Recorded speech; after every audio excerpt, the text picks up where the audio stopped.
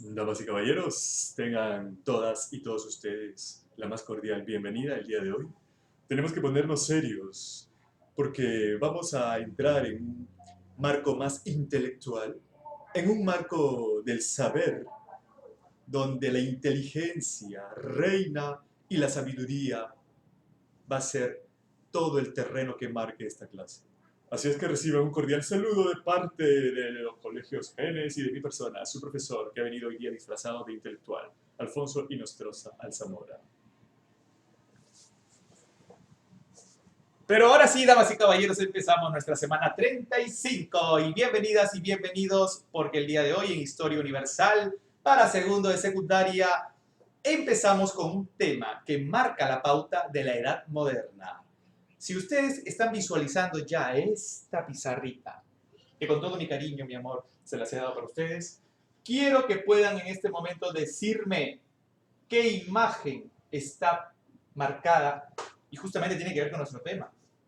¿La imagen de qué? ¿Todavía no lo sacan? Bueno, vamos a ir completando por aquí esto entonces. Miren.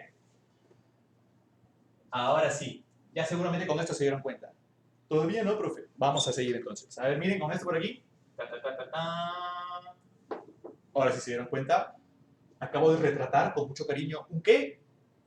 ¿No se dan cuenta? Dios mío. Entonces les muestro por aquí esta simpática cara. Hola. Ahora sí. ¿Ya se dieron cuenta?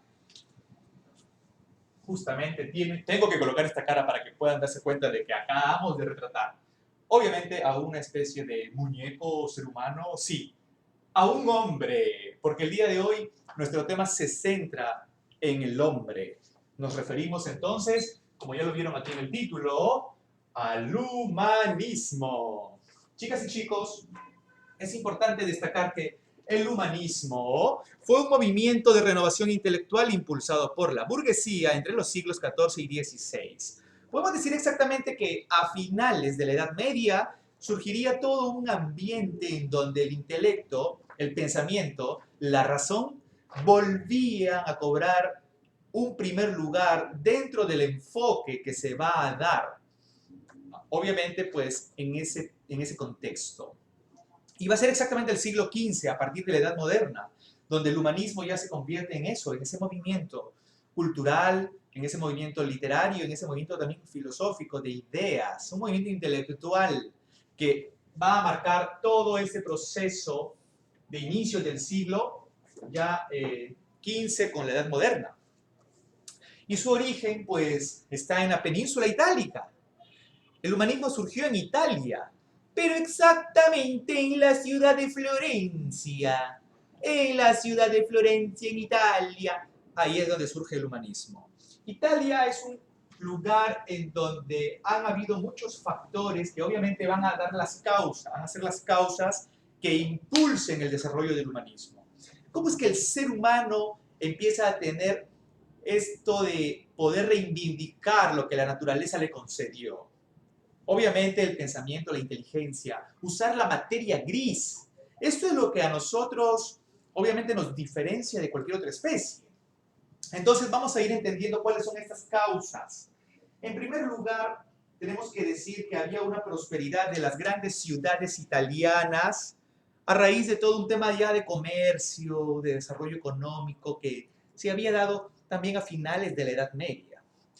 Podemos decir que esto es una causa importante, la prosperidad y autonomía de las ciudades italianas, porque es gracias a la organización, a la correcta estructura de cómo es que el hombre vive con sus conciudadanos, que digamos, ornato, este equilibrio, le da la posibilidad a los hombres de poder establecer mejores relaciones entre ellos. Y sobre todo, para el tema de la cultura, para el tema del conocimiento, las ciudades prósperas dan obviamente una atmósfera muy importante, clave para que pueda desarrollarse todo el conocimiento.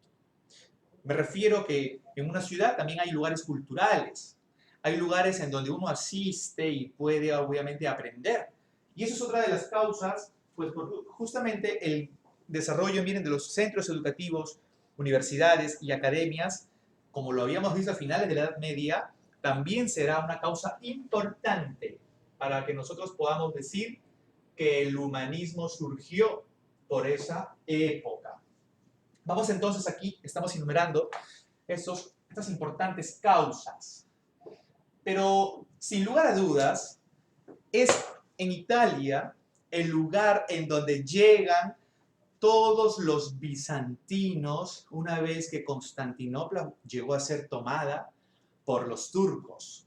Ustedes hacen memoria y saben que un 29 de mayo de 1453, el último emperador de los bizantinos, el señor Constantino XI, llegó a ser invadido por todos los ejércitos de los turcos otomanos. Y dicen pues que Constantinopla fue incendiada y en ese momento no les quedó otra cosa que buscar a los bomberos. No, pues, simplemente tener que huir. Pero lo más importante es que se fueron llevando. ¿Qué creen? Se fueron llevando consigo los bizantinos todos sus textos, todos sus libros.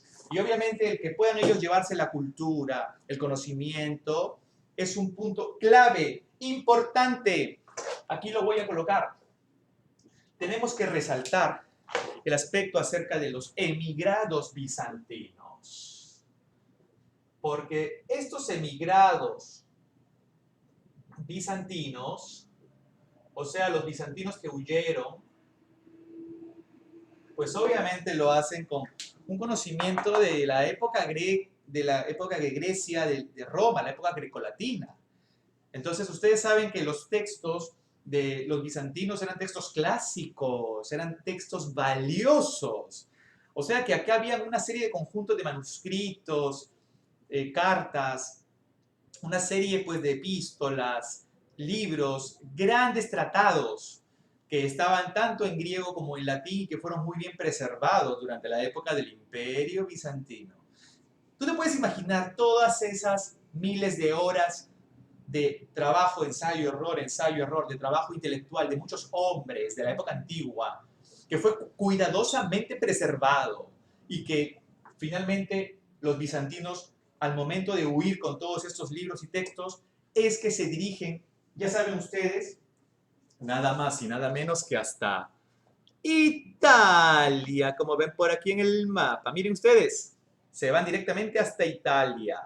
Una vez que Constantinopla llegó a ser tomada, los bizantinos dijeron, vámonos de aquí. Y se fueron cargando sus textos, sus libros, y llegaron hasta Florencia, como tú ya sabes, el lugar donde va a surgir el humanismo. Entonces, esto es una causa importantísima, porque a Florencia llegó todo el conocimiento greco-latino. Aquí entonces vamos a colocar el mapa donde los emigrados bizantinos representaron todo el proceso de recorrido. Pero también no podemos dejar de lado uno de los inventos que claramente ayudó a que el conocimiento se lograra difundir de una manera, a una escala increíble. Tú te pones a pensar que, mira, esta va a ser una de las causas más, pero más importantes, porque sin ese invento, yo ya te lo conté la semana pasada, los libros no se hubieran multiplicado tan fácilmente. Y ese invento es, ya me lo dijeron por ahí, sí, la imprenta. Chicas y chicos, la imprenta obviamente que la imprenta había sido creada hace mucho tiempo en China, pero va a ser el alemán Johannes Gutenberg quien le dio toda un acomodo a las planchas de metal, y con estas letritas de metal que la constituían, son los tipos móviles de metal, los que ayudaban ahora a que en la impresión no se gastaran esas letritas. Antes eran de madera, pero con la invención que dio Johannes Gutenberg le dio todo una renovación.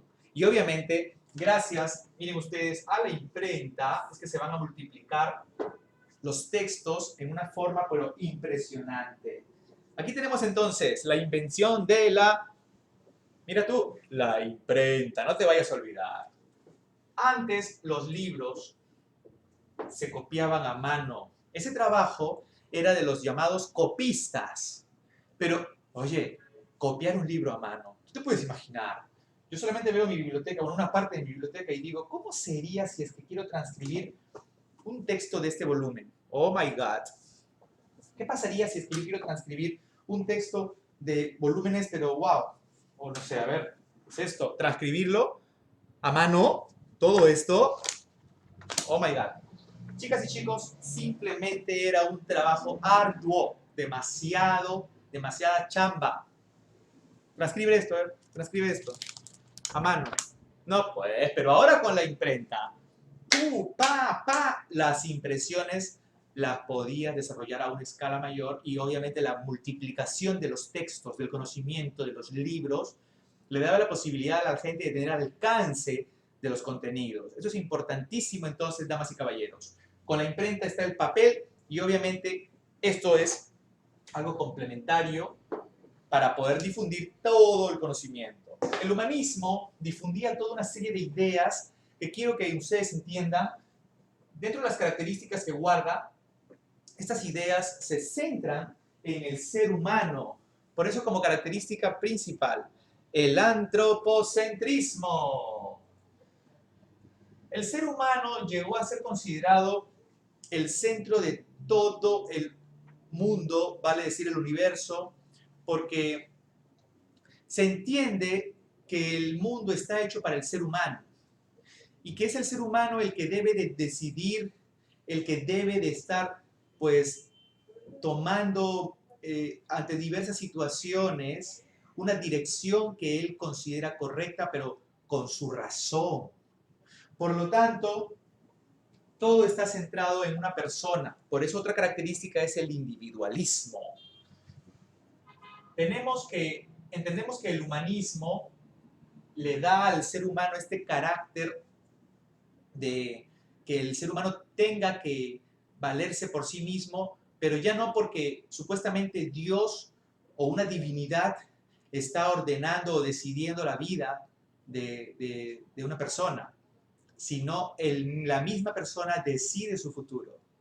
Por lo tanto, hay una especie de frase que puede cobrar importancia, que es que sí es importante que el ser humano haya nacido, pero ahora también es importante que entienda para qué ha nacido. Incluso por esa época se retomó una frase del poeta y filósofo Protágoras, que mencionaba pues que el hombre es la medida de todas las cosas.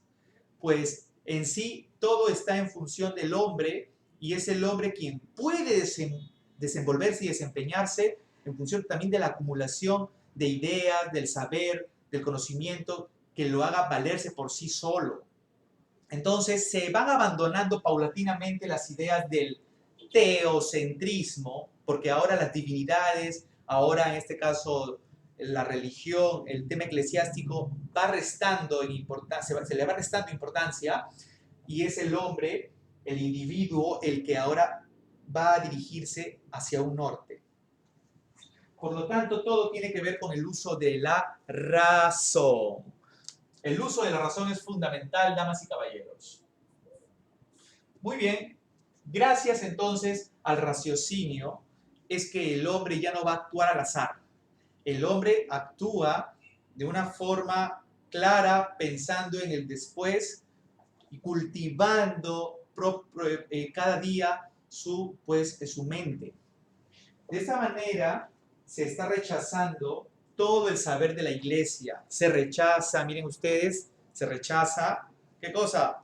La escolástica. El rechazo de la escolástica viene a ser importante porque había sido la iglesia la que durante toda la Edad Media, bueno, gran parte de la Edad Media, gracias a sus ideas, había logrado imponerse y muchas de estas ideas tenían que ver con los intereses del clero católico. La escolástica intentó mezclar de alguna manera la razón, pero con el cuerpo de ideas religiosas, y esto siempre terminó siendo a favor de la iglesia. Entonces los hombres no podían, digamos así, ¿no? Determinar su propio destino. Dios quiere un destino para cada uno. Obedezcan lo que diga la palabra del sacerdote, lo que diga el papa, o lo que diga tal rey. Entonces la iglesia de alguna manera había adoctrinado mucho a la gente, había logrado que sus ideas solamente hagan caso de lo que decía la iglesia y a eso se le conocería como fundamentalismo. Muchos llegaron a ser fanáticos de cualquier idea que decía el sacerdote, el obispo, el arzobispo, el papa, y la gente no decidía por sí sola. Entonces, obviamente, al perder tú la capacidad de decisión y que otros decidan por ti, estás, pues, obviamente, condicionado, dominado mentalmente. Ahora había que romper con toda esa cadena de opresión ideológica y había que destrabar a la gente, y por eso se rechazó la escolástica y se impulsó el uso de la razón. Y todo esto es gracias, pues, a lo que hemos venido mencionando al principio de la clase, revalorando. ¿Qué cosa? La cultura greco-latina, el saber de la edad antigua, de Grecia y de Roma. Entonces, la revaloración de la cultura greco-latina es un punto, chicas y chicos, sumamente importante. Así es que estamos citando acá los aspectos claves, características del humanismo.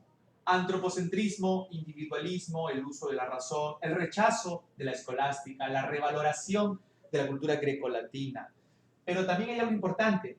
El humanismo se expresa a través de libros, a través de textos, a través de las publicaciones que ya sabemos, gracias a la imprenta, se van a producir a un nivel increíble y mucha más gente tiene la oportunidad ahora de conocer por sí mismo. Entonces, como ahora el saber llega a otros lugares y la gente ahora empieza a leer, se vuelve alfabeta, muchos empiezan a culturizarse y obviamente desarrollan su razón, pues todo esto se puede hacer gracias a que el humanismo se difundió en libros, la difusión de libros y, ojo, en diferentes idiomas.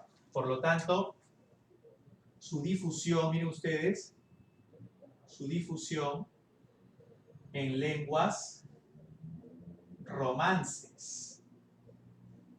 En lenguas romances.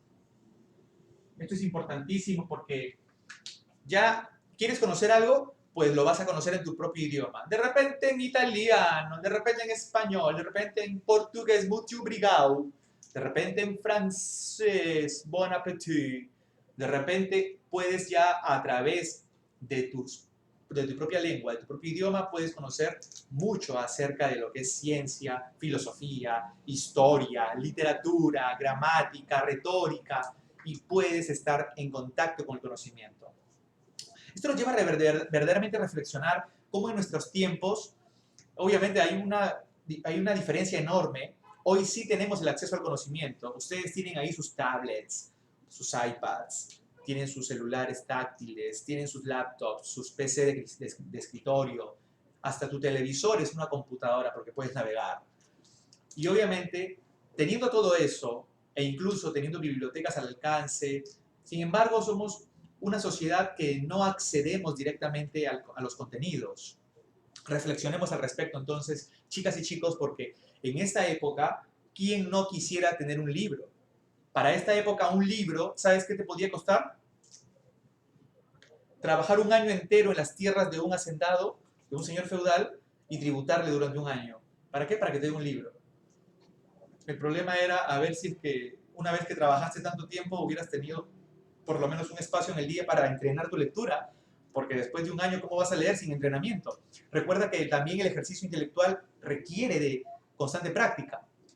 Un libro te podía costar 4 vacas, 2 caballos, era costoso. Ahora tenemos libros hasta de sol, un libro de Luca y la gente no compra, pero es increíble. Tenemos ofertas de libros 2x1, 3x1, pero bueno. Chicas y chicos, vamos a hablar ahora de los más importantes personajes que marcan el humanismo, y aquí tenemos a los precursores y también tenemos a los representantes propiamente del humanismo.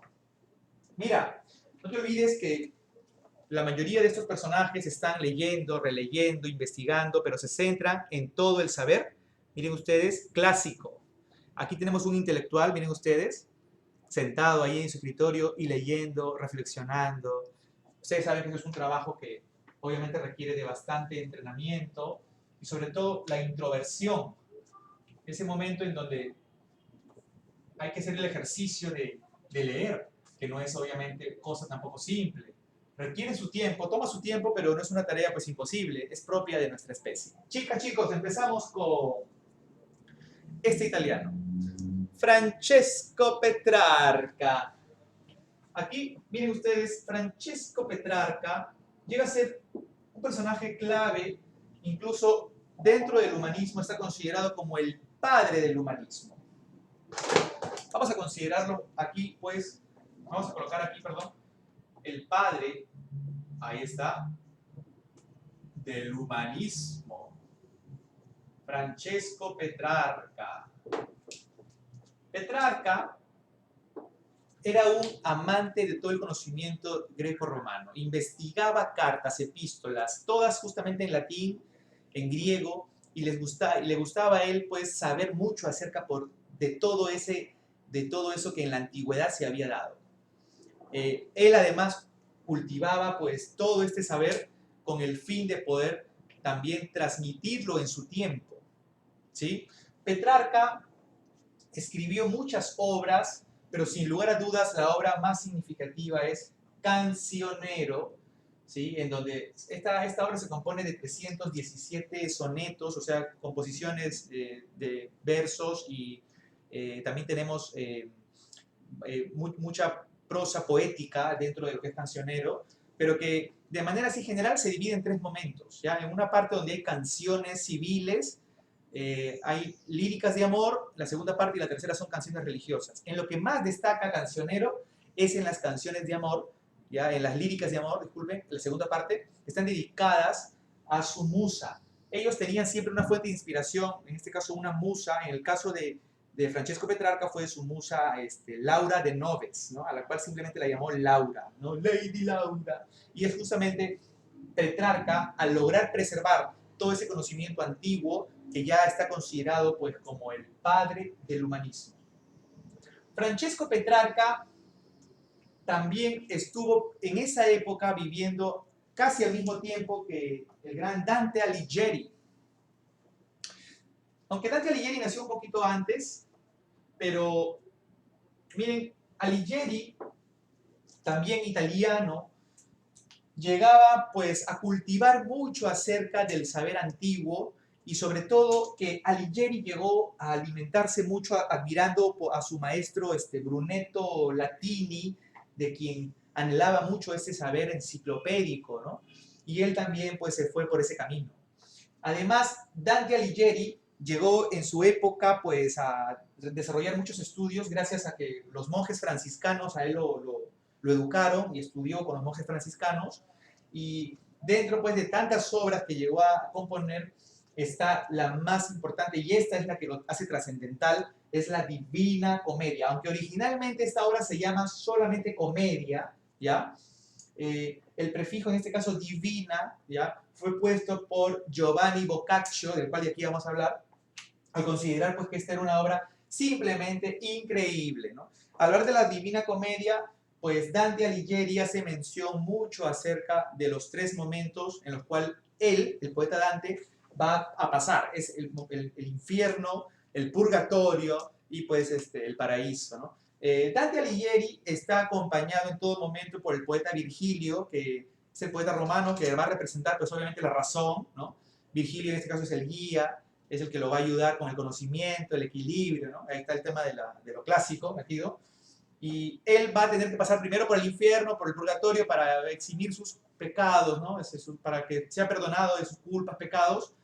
Y finalmente llega al paraíso, en donde también ahí encuentra a Beatriz, que es pues su musa, y pues con ella, ella representa este anhelo por ascender, la gracia, ¿no? Y es obviamente a partir del momento en que Dante Alighieri ya llega al paraíso, el anhelo máximo es conocer a Dios. El paraíso propiamente representa la contemplación de Dios. Entonces, clave Dante Alighieri en este momento, pero también para completar esta trilogía de los precursores, tenemos, miren ustedes, al italiano Giovanni Boccaccio. Boccaccio sí, pues está viviendo casi al mismo tiempo que Francesco Petrarca, se conocieron, ¿no? Pero Boccaccio, ya en los últimos años de Dante Alighieri, llega pues a rememorar la vida incluso de Dante, ¿no? Hay una obra de Giovanni Boccaccio acerca de la vida de Dante, en donde fue Boccaccio el que, al ver que esta obra, pues comedia, era muy, muy increíble, muy buena, le antepuso el prefijo de la Divina Comedia, y después fue cuando ya se empezaron a publicar todos los libros de Dante Alighieri como la Divina Comedia. Pero la obra de Giovanni Boccaccio fundamental es, miren ustedes, el Decamerón, o simplemente Decamerón. En otros títulos aparece Decameron, ¿ya? Boccaccio habla justamente en esta época que la peste negra había llegado a Florencia en 1348 y fue cuando ya el mundo empezaba supuestamente a terminarse por la peste negra porque muchos mueren, pero 10 jóvenes se retiran de Florencia a una finca un tanto ahí idílica, romántica, fuera de Florencia.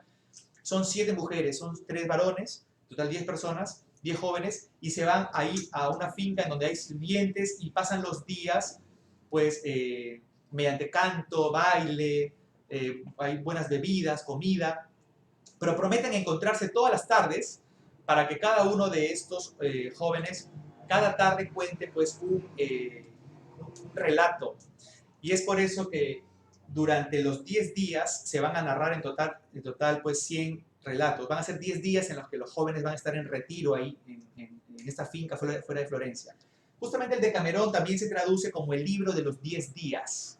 Entonces, estos relatos que son narrados por cada uno de estos hombres, jóvenes, ¿no? Son 7 mujeres y 3 varones, representan pues la alegría, representan los errores humanos, representan la vida en sí misma, realista.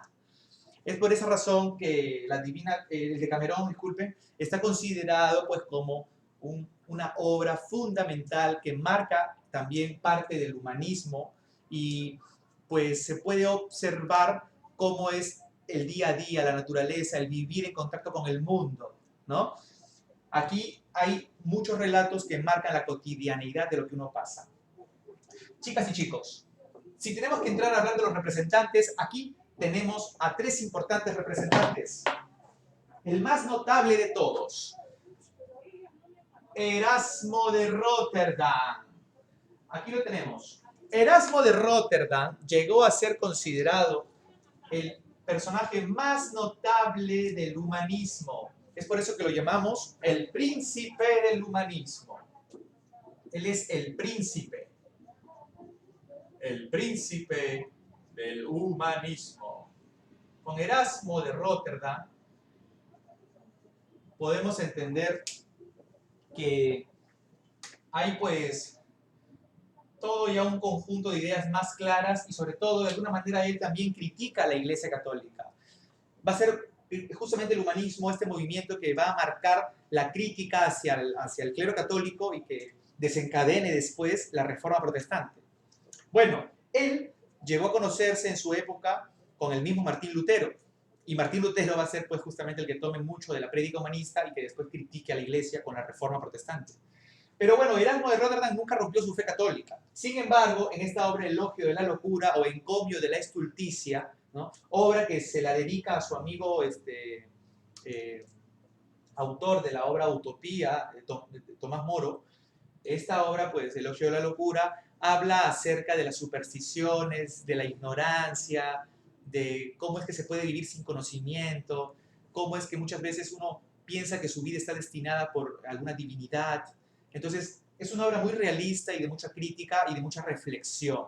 Es por eso que está considerado como el príncipe del humanismo. Si hablamos de usar la razón, pues el Elogio de la Locura es la obra para que entendamos toda la esencia del humanismo. También tenemos a Nicolás Maquiavelo. Nicolás Maquiavelo, para su época, pues llega a escribir una de las obras más importantes que marcan la pauta del gobierno. Es en este caso El Príncipe. El Príncipe le da al gobernante la forma de saber cómo asumir las riendas de un Estado. Y pues muchas veces no tiene que ser tan moral o ético el príncipe, el gobernante. Muchas veces tiene que ser astuto, aplicar la argucia y entender que hay que beneficiar a las grandes mayorías. Bueno, si hay que mentir, si hay que utilizar alguna estrategia, hay que usarla con el fin de hacer un buen gobierno.